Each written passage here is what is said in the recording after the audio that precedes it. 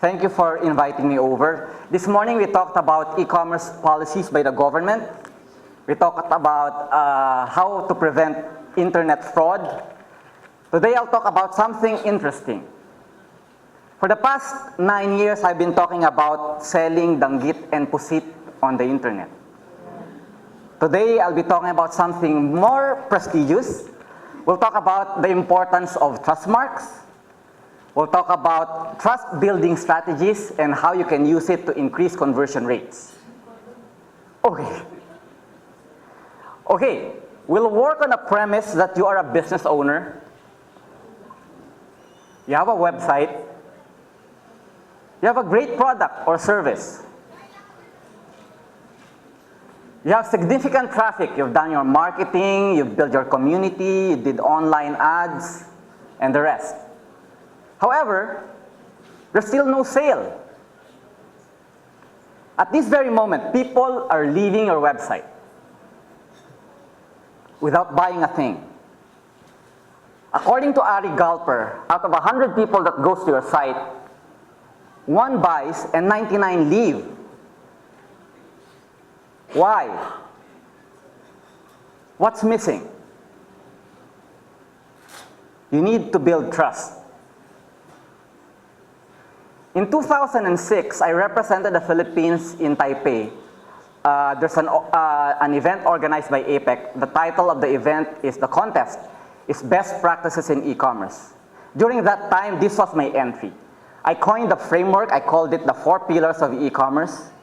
And I'll discuss this with you. The first pillar is website. You need to build a functional website. You need to build marketing, build a community, and integrate payment. No? Among all pillars, this is the weakest because my business model is bringing goods from the Philippines to out of the country, sending goods all over the world. This is the weakest. However, over time, this has improved. No? In 2006, I thought this was the killer formula to be successful online. However, I realized that for all these pillars to work together, you need to build trust.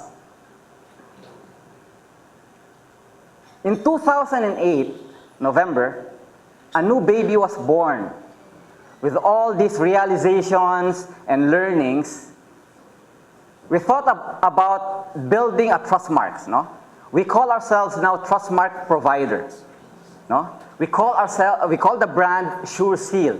We verify businesses. The goal is to build a community of trusted businesses. We'd like to separate the legitimate businesses from the fraudsters and the scammers and the fly-by-night companies. This was founded by 6 brilliant technopreneurs. If I have time, probably you'll meet them later.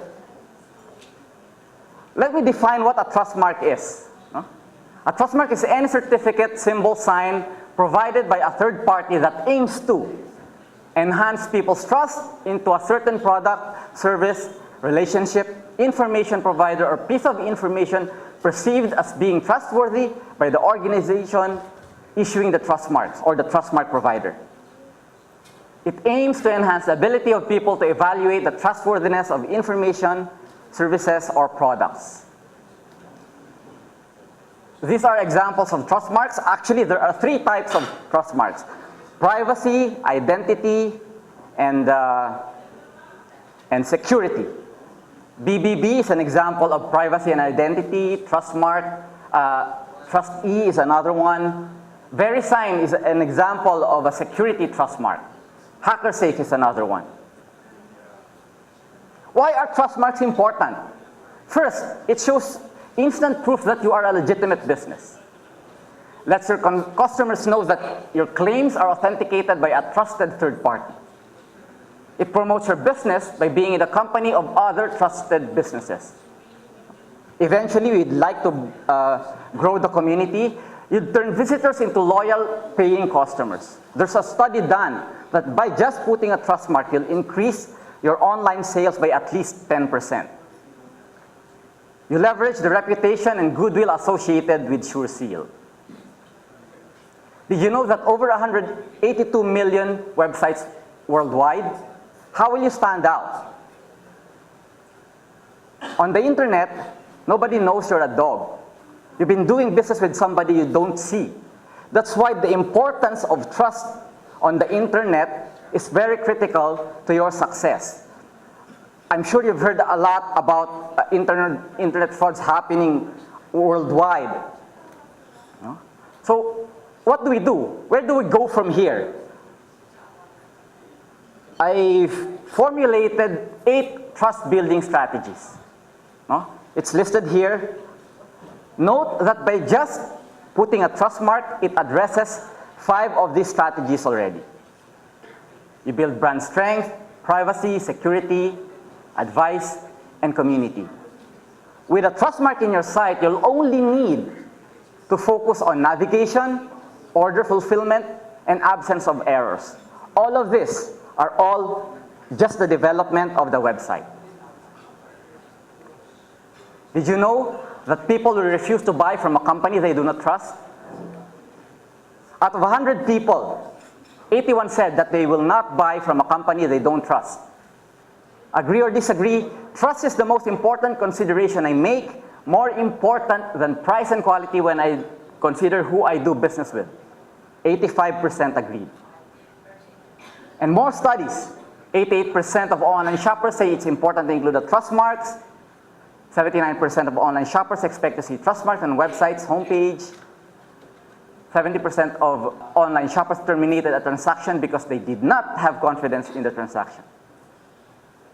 53% of consumers who terminated their transaction due to a perceived lack of security feel that they would have continued their purchase if the site had included a recognized trust mark. I don't know if you've heard about pearlparadise.com. Did you know that the pearls sold in this website comes from the Philippines? No, this is the biggest pearl online store in the US. No? Notice that at just the first page, trust, trust, trust, no? Seal agad. They didn't mind about the layout anymore. It just tells the customer, I'm trustworthy, buy from me. That's how important trust marks are. Rick Wilson mentioned, put your numbers at the bottom, at the main page. To be persuasive, we must be believable. To be believable, we must be credible. To be credible, we must be truthful. Trust is like the air we breathe. When it's present, nobody really notices, but when it's absent, everybody notices. I'd share with you the experiences in running an online business and at the same time a trust business. No? Brands play an important role on the internet since they are the key source of trust and confidence for consumers. Since people cannot see, touch, and feel the actual product online, having a strong brand and strong equity along with trust becomes a key factor to internet success. The internet is here to stay. It'll be crucial, if not paramount, to business success. The next one is my favorite. The internet will affect your business whether you jump on the web or not. So if you have a business now and you're not yet on the web, might as well join the community. Success comes to those who dare and act. It seldom goes to the timid who are afraid of consequences. For me, this is not just about building websites or running a killer marketing campaign. This is all about building trust. Trust means peace of mind. Trust means increased conversion, means increase in sales. Trust means more business, means more sales. Sure seal is trust. The only way for e-commerce to flourish is when everybody starts trusting everybody. Thank you very much. As a merchant, am I subjected to payment card industry security standard? Will I be fined for non-compliance? Kasi there's PCI standard, di ba?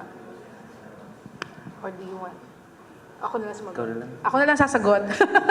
Actually, the PCI standard is for payment gateway providers. So normally, there are payment gateway providers now that has the PCI standard, while there are who doesn't have one or who hasn't attained it yet. That is why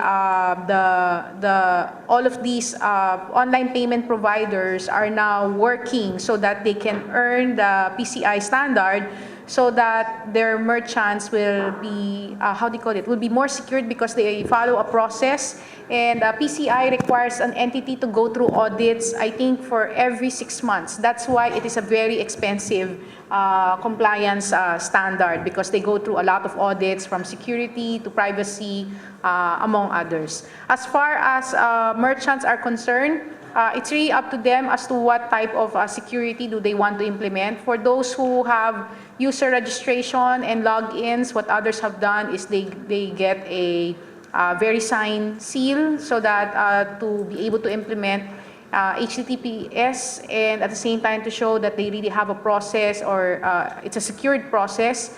If they can also get Trustee. And I think what Jovel is offering us, or what SureSeal is offering us, is a local alternative that merchants in the country can embrace. No? For ayos dito kasi fight against fraud is yung strictness ng policy nyo. How about for Pinoy delicacy? What are the things that you did to fight against fraud? Okay, well, are we going back to Pinoy delicacy? Pinoy delicacy ka ngayon. Balik ka. You're more interested in Pinoy delicacy? Okay, my business model is different. I ship to 12 major Filipino stores out of the country. I do retail, yes. However, bulk of my business is into wholesaling. I ship 20 footers to Filipino stores. To answer your question, we have a return policy, but seldom that has happened. Ang pinaka-worst is nabasag yung bote, pinalitan na lang. So something like that. Data privacy just mentions that I will protect the data I get from the site, and I will not sell it or do anything bad about your information. Hi, I'm David from Open Access. So I want to ask regarding the trust for other websites regarding fraud. Kasi di ba pwede namang kunin yung logo ng VeriSign or other trust marks. How do you address the security for those fraud websites?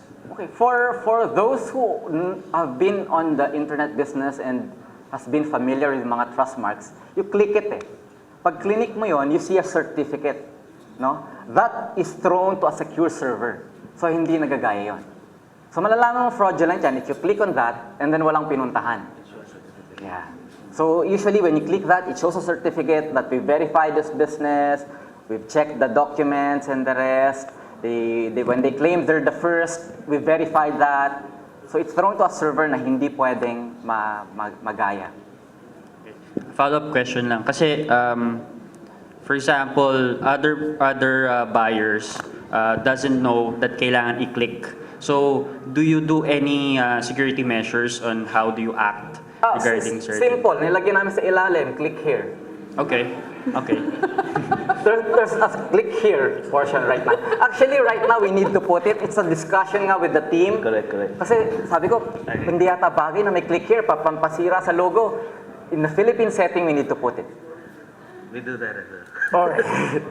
So you can try visiting websites of load.com.ph, JobsDB, islandrose.net, and Horizon Travel. They have Trustmark, SureSeal Trustmark in their sites. This is a question for Manix. I noticed during your presentation, somewhere at the right side, that one of your policies would be you don't allow like fake goods, right? So what's your policy, and how do you actually guarantee that what I'm selling is, for example, well, we all know this, right? In Green Hills, like a bag, for example, is not actually Prada, and that's actually fake. So what's the extra measure, and what's the policy there? Well, right now, for our review procedures, we have standards already for specific items, and if it would fall somewhere, if it will not fall between the example for a Prada price, for a second-hand Prada price, then we will email the advertiser. So we don't just, definitely if we email them, it's denied. But the denial is because we are verifying. So you email them or you even talk to them and so you like Yes, verify yes. authenticity? Yeah. On the second time that they inserted it and denied again, then we will call them. I'm Richard from Avanza. Okay. Our business is more on loyalty and reward fulfillments. My question is, what is your plan if one of the trusted seals or one of your third-party trusted company failed to make it in the market? For example, I remember that one of the government institutions is now suing partners in International Court of Justice. So what is your plan? If one of those trusted seals napunta sa scam or whatever, yung nag-fail sila yung gumawa ng failure, kasi di ba trusted nyo sila, in any event, nagkaroon sila ng failure. So syempre, dala na rin yung company nyo. What is your plan about that? Okay, first we remove the trust mark. Ganun lang kasimple Second, siya. we have a disclaimer. What we do is verify the business. We will tell your clients that we have verified your business, that you're a legitimate business. Anything that you do after that, we have no control of. Kahit sino yan. Di ba? Even if I put the seal in any famous brand or something, kung talagang nagloko sila o nagkaroon sila ng problema with their client, it's out of the context na ng putting the trust mark. There's a disclaimer Okay, thank you. in the certificate. All right, so question is, so you have a new website, and you want to get the Sure Seal. So how do you work towards, what is your, say, strategy over the next 6 months on how to work towards getting a Sure Seal stamp on your site? Okay, first we need to educate people. We are right now closely working with DTI and partnering with big companies to help promote data privacy in the Philippines. We are actually joining the Data Privacy Day. You've heard of this? There's a Data Privacy Day, no, organized by the US and 27 European countries, US and Canada. So we're working towards that, educating people what a trust mark is and its importance. If I have the website, say I'm a small business owner and I want the Sure Seal on my site, so what am I supposed to do to work towards getting that Sure Seal Okay, on my I've site? answered that a while ago. You need to prepare your legal documents. You must be at least 2 years tenure. And we verify the legal documents. We require you to put a privacy policy in your site. We do an ocular inspection. So there's really a review board, you mean? Or is there a bunch of guidelines that we... There's a verification process that we Okay. follow. And we do random checks 3 times a year. Random checks. Okay, cool. All right. Checking that if the business is still there, did they move, the phone number is still working, so things like that. But we do it randomly. Awesome. Thank you. Regarding the 2 years, what if my business is a e-commerce, a startup, so I could not get your seal? Okay, it's very critical. It's been again another discussion for the board, but we'd like to initially bring in talagang trusted businesses. So you need to have tenure. So for those company na wala pang okay, dalawa yan Pwedeng yung company mo has been registered for quite some time already, pero bago lang yung website. Pwede yon. If the company has been registered for 2 years. Pero kung bagong company, bagong website, parang rookie yan. So take some time muna to really build your brand and, di ba? You need, wala kami magawa. It's a requirement by Japan. We are following strict standards. For us to be approved by ATA, no, the Japanese guys will have to go here and visit us, meet with us, see our office. So we do the same thing. We eventually want to comply with the APEC data privacy framework and hopefully comply with ISO 27001. For Manix, my question is, if you have buyers and sellers in the site na nagkaproblema, yun, nagkalokohan, na sabihin, nagbayad ako, di ako nabayaran, kahit na nakalagay na sa site mo na don't give money ahead, what assistance does ayos dito give to these people na parang naloko sila, no? That's one. And then, what can we expect from ayos dito next year? First,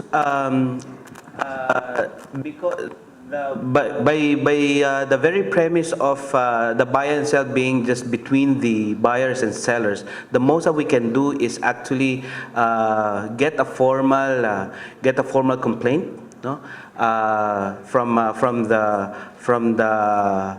the victim, and if ever we normally tell the victims that they file a formal complaint to proper authorities. And of course, we have specific logs where we can pull these logs if ever authorities would knock on our door and ask for these documents. Unfortunately, as what our dear friend here said, no, data should be secured, that we cannot just simply share it to anybody. But if authorities would come in and ask for certain documents to prove such allegations, definitely you can expect our full cooperation there. And what can you expect from IOS Data next year? Of course, as I normally tell whoever asks me, IOS Data is here to serve the Filipino people. You can expect more promotions coming up, and as we have concluded our successful post and ad previously, we're nationwide. Ang ganda nga ng ang ganda ng response, no. The winners are coming from all over the Philippines, and as far as Davao, may mga nanalo. Imagine mo, one of the advertisers in Davao is almost 70-year-old guy, who's it's not very usual that you can see parang si Lola Teki yan eh. Lolo Teki, imagine, nanalo siya ng laptop. So you can expect more of this, and better service. We'll be coming up with new features, and these are the things that you can expect from IOS Dito. Thank you. Earlier on, may bumulong ako kay Jo. Sabi, Jo, anong bago pa? Sabi kong ganun sa kanya. So, I'm glad he mentioned about the Data Privacy Day kasi kinukulit ko siya sa DAO 8, no? And apart from that, Jovel, I mean, of course, you have to comply to international standards. But what are your plans so that you can make this also, how do you call it, more, I don't know what to call it, Philippinized, no? Halimbawa, na pwede kong i-apply sa multiply merchants, that's one, no? And pwede siyang gamitin for people selling through IOS Dito, selling through Sulit, or at saka maybe on the other hand, on your other half, no, your Pinoy delicacy, what are your plans for next year? Okay, answering that question, very timely, because we just had a meeting with PLDT SME Nation. We will now eventually be their accredited partner. We plan to come up with another service named Consumer Pass. This verification seal, we give this to mga service providers like graphic artists, programmers, translators, writers, or anybody who sells something on the internet. What this seal will do is will verify the person.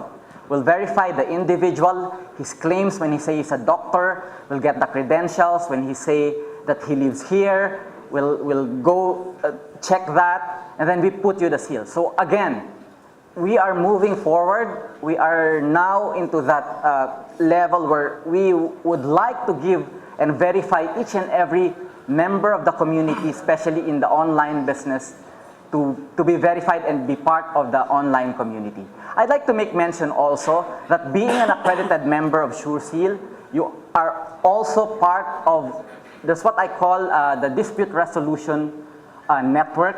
We call it ICA, the International Consumers Advisory Network, wherein if some client does any fraudulent transaction from the US or wherever, and may niloko in the Philippine website, no, there's a network globally that will resolve the problem.